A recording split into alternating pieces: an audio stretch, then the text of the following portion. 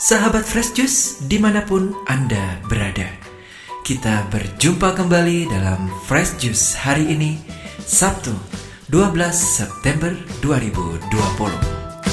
Bacaan dan renungan akan dibawakan oleh Romo Antonius Rajabana OMI dari Jakarta.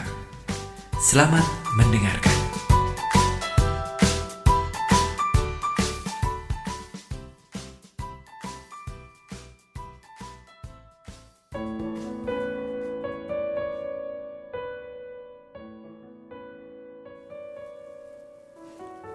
Para sahabat Fresh Juice yang terkasih, jumpa lagi dengan saya, Romo Antonius Rajabana OMI dari Paroki Kalideres.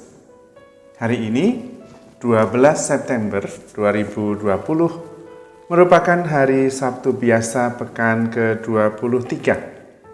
Namun hari ini juga merupakan peringatan fakultatif nama Santa Perawan Maria yang tersuci. Pada hari ini, gereja mengajak kita untuk merenungkan Injil Lukas bab 6 ayat 43 sampai dengan 49. Mari kita mendengarkan Injil Tuhan. Tuhan sertamu dan sertamu juga. Inilah Injil Yesus Kristus menurut Santo Lukas. Dimuliakanlah Tuhan.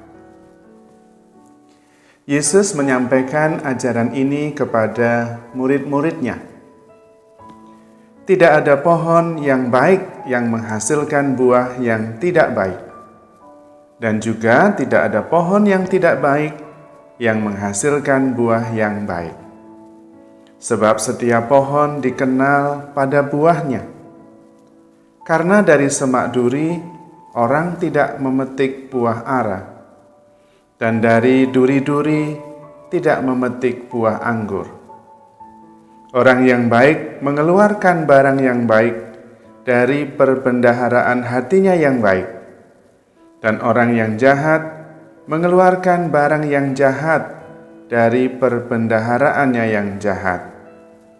Karena yang diucapkan mulutnya meluap dari hatinya. Mengapa kamu berseru kepadaku, Tuhan, Tuhan, padahal kamu tidak melakukan apa yang aku katakan? Setiap orang yang datang kepadaku dan mendengarkan perkataanku, serta melakukannya, aku akan menyatakan kepadamu dengan siapa ia dapat disamakan. Ia sama dengan seorang yang mendirikan rumah. Orang itu menggali dalam-dalam dan meletakkan dasarnya di atas batu. Ketika datang air bah dan banjir melanda rumah itu tidak dapat digoyahkan, karena rumah itu kokoh dibangun. Akan tetapi, barang siapa mendengar perkataanku, tetapi tidak melakukannya, ia sama dengan seorang yang mendirikan rumah di atas tanah tanpa dasar. Ketika banjir melandanya, rumah itu segera roboh dan hebatlah kerusakannya. Demikianlah Injil Tuhan. Terpujilah Kristus.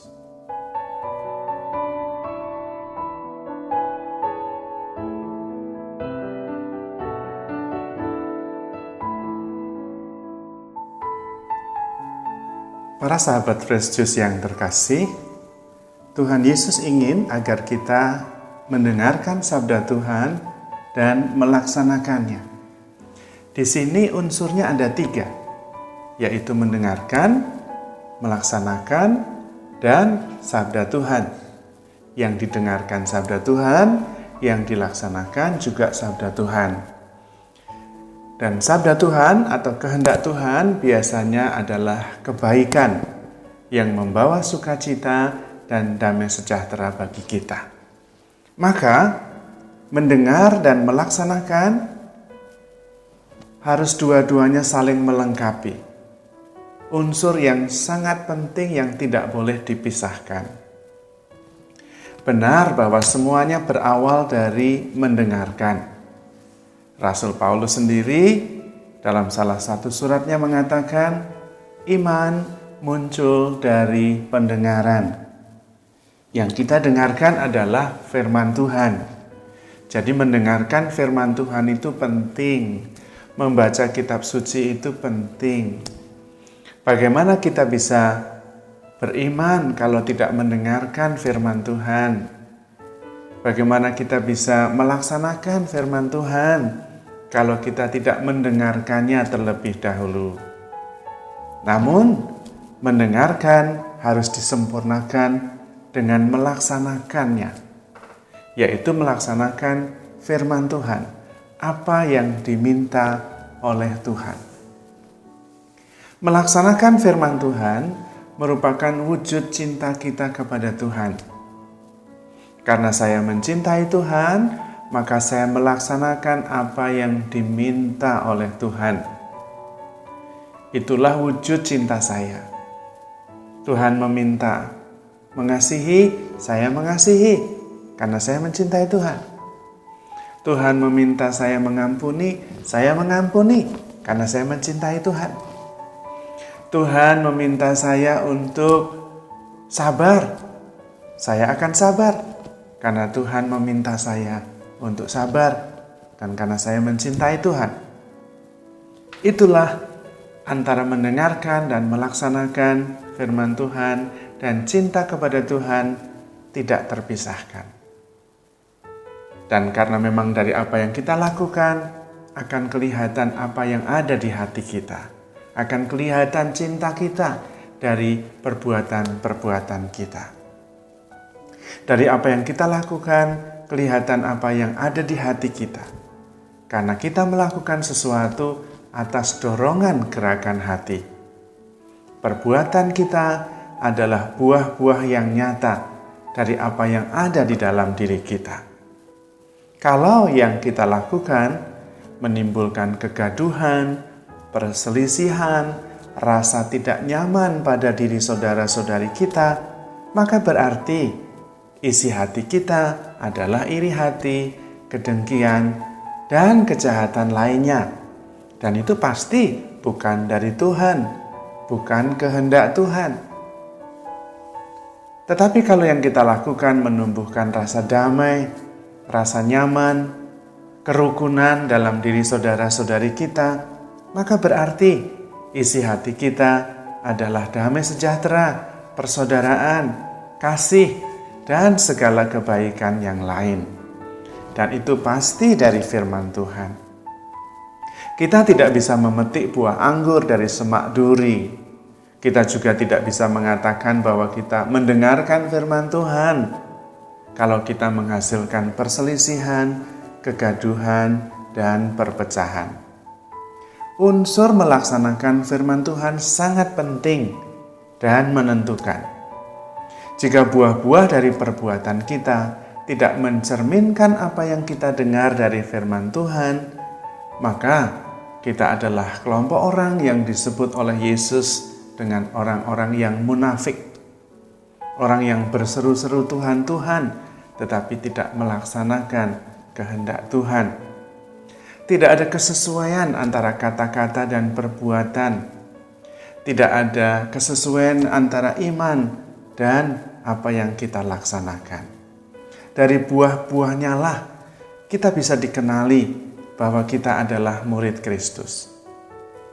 Dengan menghasilkan buah-buah kebaikan, kita memberi kesaksian akan iman kita yang kokoh. Kita seperti mendirikan rumah di atas dasar batu yang kokoh, yang tidak mudah goyah oleh berbagai tantangan hidup.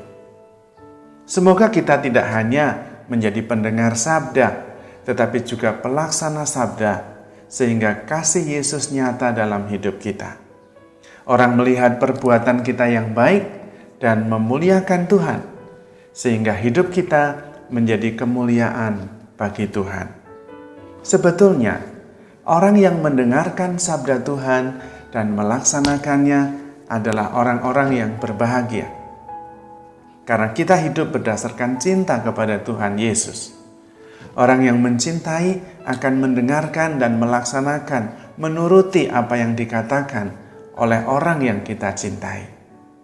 Dan orang yang mencintai dan bisa membuat orang yang kita cintai puas, nyaman, bahagia adalah orang-orang yang paling bahagia. Maka pertanyaannya, Anda mau bahagia? Dengarkanlah firman Tuhan dan laksanakan. Hasilkanlah buah-buah kebaikan. Maka Tuhan akan sangat berkenan kepada hidup kita dan kita akan berbahagia. Amin. Marilah kita mohon berkat Tuhan agar kita dapat mendengarkan sabda Tuhan dan tekun melaksanakannya, sehingga hidup kita menjadi tanda kemuliaan bagi Tuhan. Tuhan sertamu dan sertamu juga. Semoga saudara sekalian, keluarga dan masa depan saudara selalu dalam lindungan, bimbingan, dan berkat Allah Tritunggal Maha Kudus, Bapa, Putra, dan Roh Kudus. Amin. Sahabat Fresh Juice, kita baru saja mendengarkan Fresh Juice Sabtu, 12 September 2020. Saya Yofi Setiawan beserta segenap tim Fresh Juice mengucapkan terima kasih kepada Romo Antonius Rajabana untuk renungannya pada hari ini. Sampai berjumpa kembali dalam Fresh Juice edisi selanjutnya. Tetap semangat, jaga kesehatan, dan salam Fresh Juice.